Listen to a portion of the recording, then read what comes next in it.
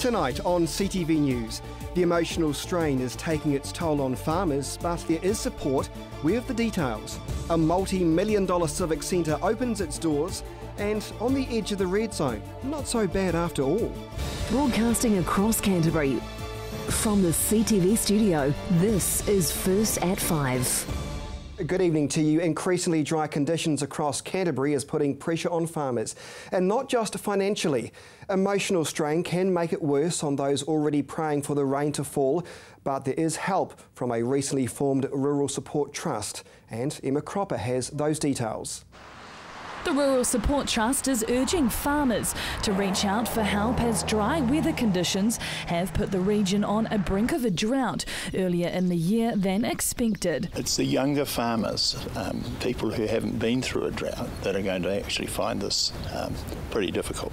A growing number of stressed farmers have been seeking support, but the Trust's chairperson, Doug Archibald, is hoping more will call the helpline as farmers face an unusually dry season. There has been a small increase in calls, not all related with the drought, but other farming issues that seem to continue to come up. Yesterday, local farmers voiced their concerns about the looming drought to the Ministry of Primary Industries as concern over parched land grows. It's really important that the Minister comes down, and he comes down early enough to see things that are developing. And as he said, you know, he can get as many briefing papers as he likes in his office, but there's nothing to substitute actually coming down and talking to the people on the ground. And I think that's made a big difference, and he'll go back with a firm view of where we're at the moment and how things are likely to unfold. The government hasn't officially declared a drought, but Minister Nathan Guy's visit was to assure farmers the government is keeping a close eye on the situation. I'm down here today to show support, to understand how farmers are faring on the ground. It could change with some rain, but it will take a fair amount of rain to change the situation here in Canterbury and North Otago. And the issue really is that farmers now are hunkering down. They've made decisions early, which is a good thing. They've been selling stock and making those sorts of decisions. But if we don't get any rain in the next couple of months, then things are going to get really tough for winter. And it's the winter period where we really need to get some feed. All Black legend John Kirwan has become the voice for male depression in New Zealand, and Archibald believes staunch farmers are beginning to reach out for more help. Obviously, we've had the influence of someone like John Kirwan, and farmers have changed from that macho big boys don't cry image to seeking help, and their wives, I think the generation of farmers' wives now are far more likely to point their farmers in the direction of medical help if needed. Farmers are resilient. They have been through this before, particularly in Canterbury. And of course they've been through snowstorms, they've been through floods, they've been through droughts, they've been through earthquakes. They will get through this. Archibald is hoping the drought won't get the best of stressed farmers, and they'll pick up the phone to ask for help. Emma Cropper, CTV News. Kaiapoi residents are rejoicing. A new multi-million-dollar civic centre has officially opened, and Marcus Gibbs was there. Progress for Kaiapoi. $13.5 million has been spent on building this new civic centre. It's a building which Kaiapoi, I think, we're very proud of. The Rua Taniwha Kaiapoi Civic Centre is one of the first anchor projects to be built in the Waimakariri district. Both for the town and for the district, it's another important step on our way to earthquake recovery. It will house the township's library, museum, service centre, meeting rooms and an art gallery, all of which were destroyed in the earthquakes. To get this new building built and open is really fantastic. The Mayor says the new centre, along with black whales across the road, is a great welcoming image for visitors to the township. From the point of view of the town, it was the right place to rebuild. It brings foot traffic into the town. It's a very important corner by William Street and the river there. It's taken more than a year of building work, but the finished structure is an engineering marvel. More than 70 concrete reinforced piles have been driven into the ground. A 30-metre underground retainer wall also helps to keep the building from moving into the river if another earthquake hits. It was actually fairly dodgy land. It was on the edge of some land which threatened to move during the quake. There are red zone houses not too far away. Locals are thrilled with the new civic centre. I like it because there's heaps of books for me to read and my sister. There's different books that we read and more from the other library we go to. And it's really fun and it's really nice to go on my iPad and have fun. Absolutely brilliant, but then I work here so I'm a bit biased I guess, but we've been waiting for this Kaipoi has. It's great. The other one around the corner was good, but yeah, having a bit more space for them to play is really good. Thousands of people migrated to the Waimakariri district after the earthquakes of 2010 and 2011. Kaipoi was badly damaged, but has since recovered, and now new subdivisions like Beach Grove are on the rise. Later this year, the population is expected to hit 11,000 people, which means this facility has arrived in good time. Marcus Gibbs, CTV News. We go south now, and the Ashburton Art Gallery and Heritage Centre has been plagued with more problems. Its official opening has been delayed again. Here's the latest on that multi-million-dollar project. Ashburton residents will have to wait even longer for the opening of the town's Art Gallery and Heritage Centre. The centre has been plagued by delays and cost blowouts since its inception in 2001 and was finally planned to open late last year. However, a new air conditioning unit needs to be imported from Italy, which will mean the centre won't be fully open to the public, although its official opening date will still be the 14th of February. The Ashburton District Council expects the replacement unit will arrive sometime around the 16th of February, with installation following immediately after.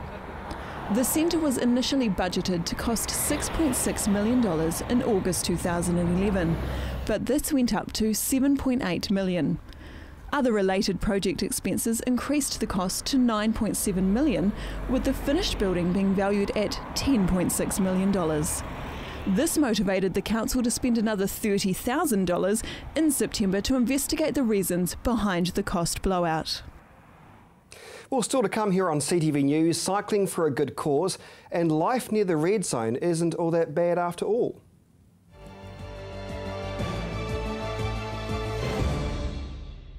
Kids Television is right here on CTV.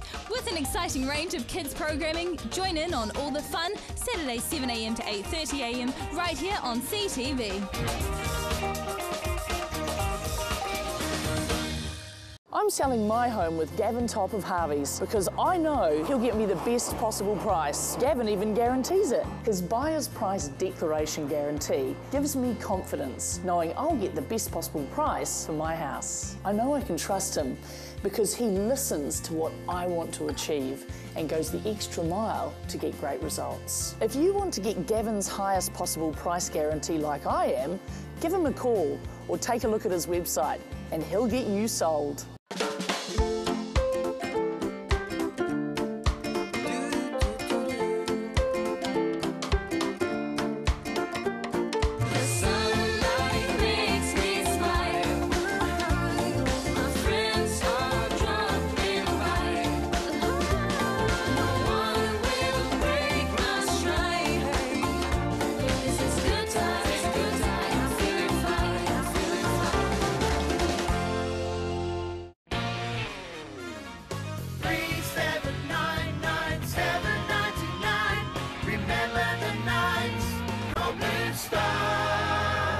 Our new companion package is a personalised service for those that need extra help and support.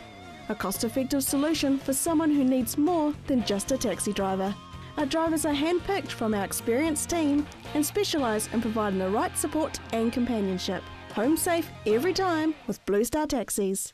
Welcome to Caltex Redwood. We're a family-owned business proudly supporting our local community. We're open 24/7 for fuel and shop goods, and we have an amazing team of people ready to help you. Save at least 6 cents per litre using AA Smart Fuel cards. We also offer great value on our LPG bottle fills. We have a full workshop and Bridgestone Tyre Centre. Our mechanics and tyre technicians will get your car sorted. Caltex Redwood. We're just down from St Bede's on Main North Road. Caltex Redwood. What drives you?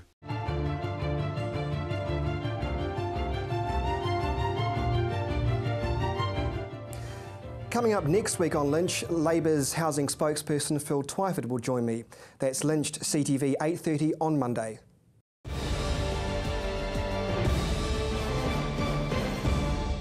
Welcome back to CTV News. Mid-Canterbury's population is showing no signs of slowing down, as well as an increasing number of people moving to the region. The age range of the residents from Mid-Canterbury appears to be changing too. Emma Cropper spoke to the mayors of both the Selwyn and Ashburton districts to find out more. Calvin Coe is no stranger to tackling the big jobs. He's been the mayor of Selwyn for the past 7 years, but it's been the past 4 which have thrown challenges his way, with the Selwyn district becoming the fastest growing in the country after locals flocked to the neighbouring suburb following the devastating Christchurch earthquakes.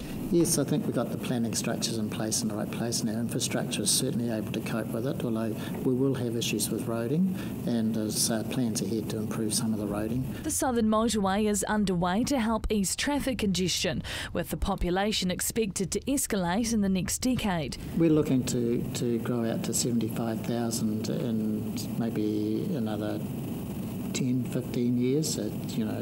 Projections are great, but you never can be 100% certain of them. But we're certainly looking to plan for a significant growth into the future. The area's I-zone has also been fast-tracked because of the earthquakes. Following the earthquake, there's been a strong demand for I-zone, and we've had to speed up the various stage growths, stage 6 and stage 7, and so we're on track for those, and that's been able to cater for the increased demand for industrial land to the south of Christchurch, so that's been great. Further south in Ashburton, Mayor Angus Mackay is also facing a growing population, but it's generally one known for the older generation. Because the life care centres that have been set up recently have become big business, and we have plenty of beds for that. But when you look at the statistics, the number of young people that are coming, our age, according to Statistics New Zealand, is actually getting younger. The town's new aquatic centre is due to be open in May and will replace the older and run-down community pool, which Mayor Mackay says has passed its use-by date. We had to do something in the community some years ago, decided to build big and build for the future. So it's 32,000 people. We're actually building something that Canterbury Sport tell us will suffice for 60,000 people. And local dairy farmers in the area are facing a tough season with a low payout. It is cyclic because we are tied into world trade prices, and they go up and down, and that is just a matter of life. Environment Canterbury's 2012 groundwater survey found nitrate levels are increasing in 30% of tested wells, the main source of drinking water in the past decade. Ashburton area was most at risk, with 20 wells exceeding safe nitrate levels. Yes, farmers are scared of that. They were also scared when the amount of water you could take from groundwater controls were brought in some years ago. We've worked through that. We will work through the nitrate issue as well with improved farming methods. Part of the problem is science hasn't got the answer for us yet. Emma Cropper, CTV News. Well, it's that time of the year when various runners, walkers and cyclists apparently travel the length of the country to raise money for their chosen charities. The latest Good Samaritan to do just that is running his way through Christchurch to raise awareness for diabetes. Here's Marcus Gibbs. Peter Caldwell is gearing up for the final leg of an adventure spanning thousands of miles. It's seen him travel from Cape Reinga to Christchurch on his bike so far, travelling an average of 100 kilometres a day. I arrived in Christchurch on Monday, 2 days ahead of schedule, and I've had no punctures. It's really been a very pleasant, enjoyable and mostly safe ride. Diagnosed with type 2 diabetes 10 years ago, Peter turned his life around, culminating with this cycle trip.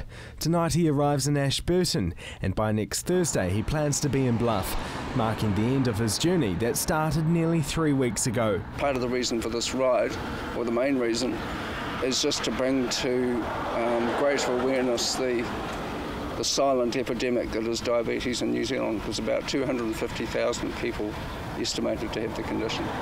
As he's traversed the country, he's met dozens of people, sharing his story along the way. A lot of people have recognised what it is that I'm doing, and a lot of people have just come forward with some of the saddest stories you'd probably ever hear of loved ones who passed away early as a result of the condition. In many of these cases, the condition wasn't diagnosed until after the person had died. Yeah, that's been had a pretty big effect on me. Peter's hoping to raise $50,000 for Diabetes Wairapa. Each dollar will be used to boost awareness and to help people with diabetes manage their lives. Sightseeing has been one of the bonuses of the trip. Peter's managed to see much of the country along the way. But nothing compares to Christchurch, and now nearly 4 years on from the 2011 earthquakes, parts of the city still remain broken, the roads bumpy and damaged houses abandoned. Along the Avon, particularly, the roads were up and down, and that's a very unusual feeling. You won't find that in any other city in the country. You can see the bridges have been damaged, the rivers seem to be higher and lower in places. But just it's got an otherworldly feel to it. This massive ride took 6 months to plan. Peter will be sad to jump off the bike for the last time, but this won't be the end of his journey. I'll always be I consider myself an ambassador to, helping people be aware of how important it is to remain in good health, maintain good weight and everything like that. There's still a week to go before he finishes his last ride, raising awareness for diabetes along the way. Marcus Gibbs, CTV News. Well, from one fundraiser to another, and fundraising plans to create a $10 million track at the base of the Port Hills. Well, it's one step closer thanks to an art exhibition this week. A Canterburyan who's willing to help, contributing a collection of photographs which are on display at a busy shopping mall in Christchurch. Preparation has been running since the start of the week, put together to sell to the public in a silent auction. Well, we've got this wonderful person who's agreed to donate her artworks because she's so amazed with the project. She felt that she'd like to contribute in some way, so she's put up all these lovely artworks for benefit to go to the pathway. Local photographer Narita Keeley has put her talent in the public eye, working alongside the Christchurch Coastal Pathway Group to help fundraise around $10 million to complete the project.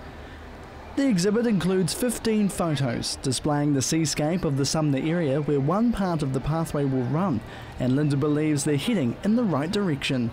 And that will cover the base infrastructure, but we need to raise about another $10 million to get all the amenities on the pathway, so all the shade and shelter and improving the edge of the estuary and stuff like that, restoration. So it's quite a lot of work to be done, and so we're definitely in the fundraising stage trying to bring that money in. The money collected by the photo exhibit will go to help the 6.5 kilometre pathway along Sumner, around Red Cliffs and finishing on the Mount Pleasant coast. The Christchurch City Council has already committed nearly $10 million towards the pathway back in June 2013, helping to restore and revitalise the coastal communities. But there's more work to be done. Oh, this is wonderful. This is, it's all these kind of things that are going to help us get there. And it's very uplifting for all of us volunteers as well, because so many people are on board with this project and trying to carry it through. So it doesn't rest with any particular lot of people. Everyone's trying to make this happen. There's no construction or completion date yet, but the design stage is in full swing. And the pathway is going to be done in sections, so they're currently working on the Red Cliff section, looking at the design of that. Donations are welcome, and the public has only a few more days to view the exhibit at the Colombo Shopping Centre and purchase a picture to help turn the bigger picture into a reality. Jared McCulloch, CTV News. Very nice. Well, imagine living on your street and suddenly your neighbours start moving out and eventually you and your family are the only ones left. Well, that's a reality for Claire Collins and her family. They were green zoned at their South Shore home, their neighbours red zoned. So 2.5 years later, how are they coping with being the only ones left? Marcus Gibbs has their story. This is the Collins family lifestyle block. Claire, her 2 young sons and husband are enjoying their brand new home. Newly built last year, they've settled in and are busy working on the landscape. Life is good. It's hard to imagine that 2.5 years ago, this family were living in a street lined with red-zoned houses, destined for the rubble pile. I was scared about not being stuck in that broken house. Fast forward and life has changed for the better. Their house has now doubled in value. You have a lifestyle block now? I know, a few sheep. What do you reckon? Do some grazing? Claire may have a brand new home, but the journey to get it has taken its toll on the young family. It's been an absolute nightmare, but it's all worth it. I mean, what we've got now is just, it's amazing. We're very, very lucky. This is how her street used to look, and this is her old house. Cracked and broken, it was cold and not the place Claire wanted to bring her 2 young boys up in. We obviously had to live in the old house for a while with the cracks and mould and mice and ants and things, and it wasn't a very healthy environment for the kids to be in. By February last year, her neighbours had sold up and left, and then Sarah moved in, demolishing the abandoned houses. We watched all our neighbours go one by one, and that was pretty hard. But it hasn't turned out all bad. Now Claire gets to enjoy the empty space. The kids are riding around on their bikes out there, and it's amazing. You can sit on the deck and watch them play, and we watch the sunsets come down, and I do feel sorry for the neighbours because they've all had to go, and now we can kind of see what they all had. These 2 garden gnomes, a lasting reminder that this family once had neighbours, rescued from the diggers as the demolition teams moved in. However, Claire isn't happy about the grass that was planted on the red-zoned land. But it's reasonably sparse. And there was glass and everything sort of left in here, and even the topsoil they brought in before the grass came down had come from Kate Shepherd, and it was full of rubbish. There were beer bottles and all sorts of things left in there. But life is good in South Shore, and this family is enjoying their new post-quake home. Marcus Gibbs, CTV News. So nice to hear a happy ending, isn't it? Well, still to come, the region's weather.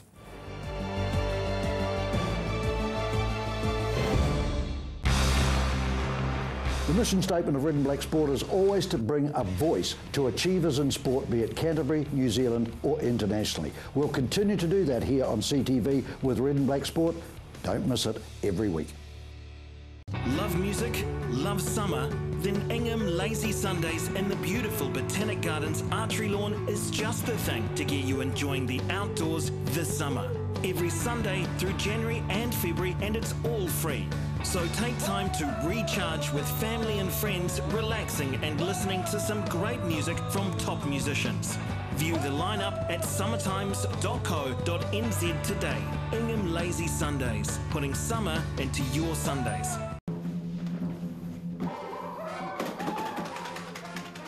Avoid the monkeys when it comes to relocating. Trust A1 Movers, a family business since 1993 that guarantees a professional job every time. We carefully handle and wrap your valued items, ensuring they have a safe journey. Secure storage and insurance options are also available. A1 Movers, the careful, caring moving company. Oi! We all know the best thing you can do for your body is eat fresh foods in their natural state. The same applies to your skincare.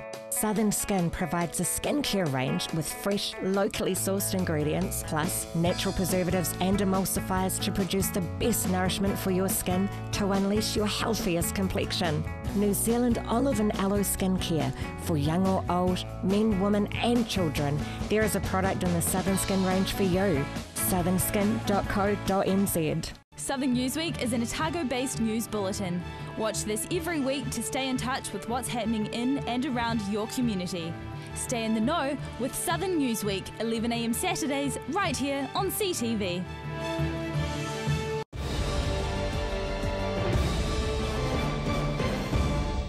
Welcome back to CTV News. Bacteria levels in some of the region's waterways have been a health risk to both humans and animals since spring. But today ECAN has given some of them at least the all clear. The tick of approval has been given to 2 North Canterbury rivers affected by algae, risking the health of swimmers and animals since spring.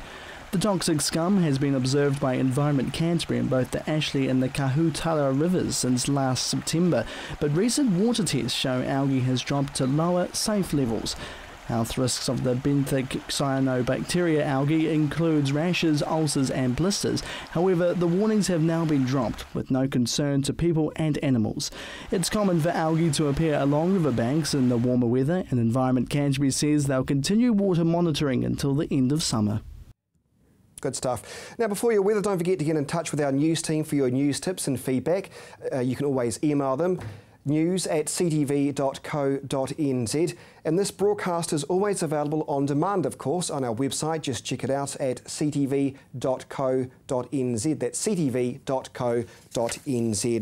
Well, it hasn't been quite as warm outside, has it? So we'll check out the weather for today and the forecast for the rest of the week. Good evening, Canterbury. Let's take a look at today's weather. First up, Timaru, Geraldine and Temuka reached a high of 15 degrees. Methven, you hit 17 today, and Ashburton 16. Rakaya, your high was 16.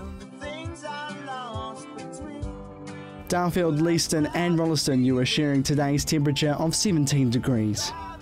Lincoln and Christchurch, 17 for you. Akaroa, you reached a high of 16 today. Rangiora, Kaiapoi and Amberley, you are all sitting on 19 degrees.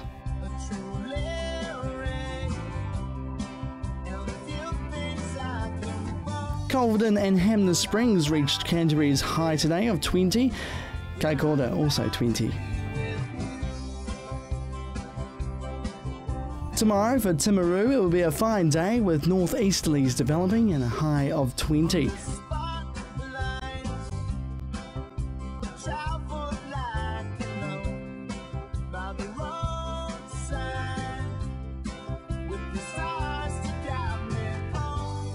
Ashburton, it's fine and sunny for your Thursday with light winds and a high of 21.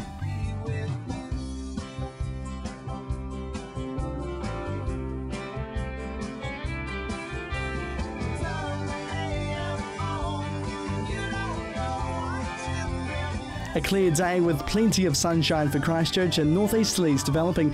Tonight's low will be 8, tomorrow's high 20.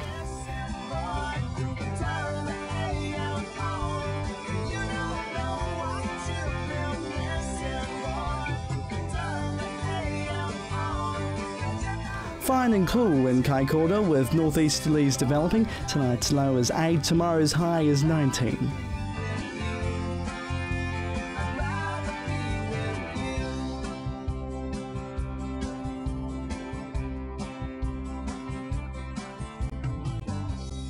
To the other areas now, Temuka and Geraldine, you're looking fine with a high of 20.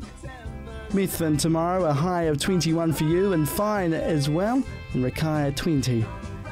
Darfield, you're on 21 tomorrow. Leeston, Rolleston and Lincoln, 20 degrees and fine. Akaroa, it's fine for you with a high of 20. Rangiora, Kaiapoi and Amberley, you're looking at a great day, fine and 20 for you.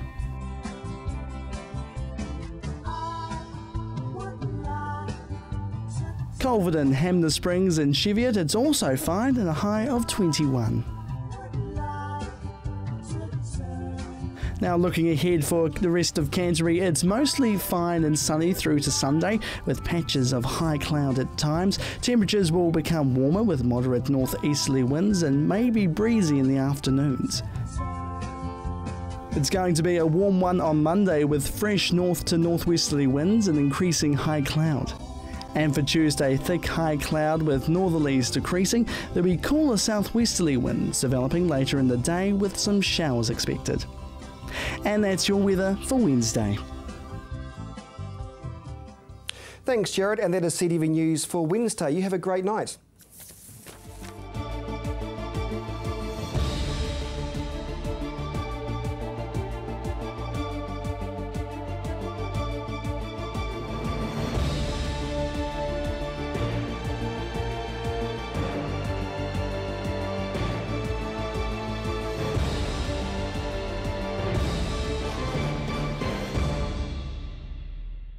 Supporting local content so you can see more of New Zealand on air.